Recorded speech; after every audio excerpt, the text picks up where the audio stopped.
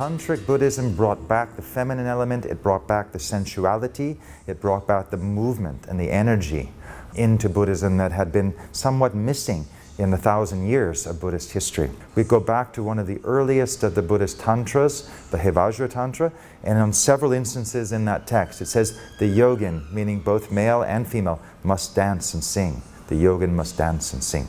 This was really brought out as a key method, as a key path. It wasn't just that you should enjoy yourself. It was a transformation of chanting, it was a transformation of ritual into an embodied form in which the body itself became the vehicle for transformation, whether male or female.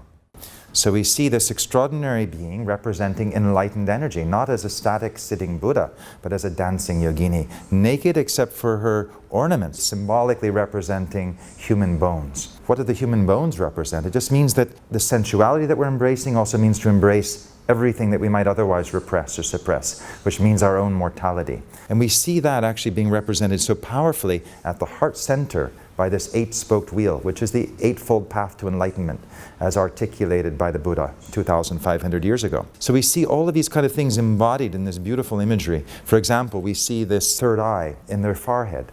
This is also one of these energy centers that's located throughout the axis of the body. It's representing the enlightened wisdom eye that opens through these kind of tantric yogas. So we're no longer confined to this kind of dualistic three-dimensional vision that our eyes are normally constrained to, but actually this kind of opening up into kind of a more universal awareness.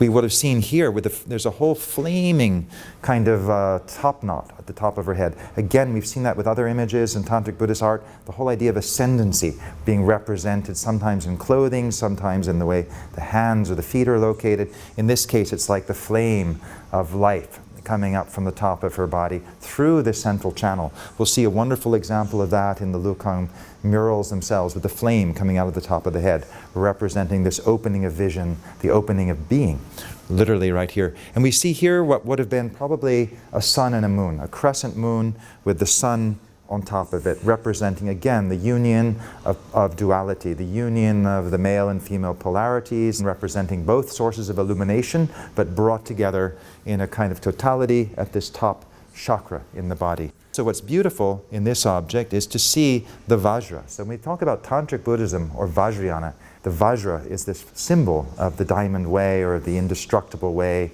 the way of deathlessness. There are many different ways in which Vajra is translated, but ultimately it's about the supreme, direct vehicle to enlightenment, not by renouncing the things of this world, but by transforming our experience of them. So we look back at how movement, how dance, how all the kind of things that were really not part of Buddhist monasticism now become emblematic of a path to enlightenment, which is completely enlarged, expanded, and extended from what it was in monasteries.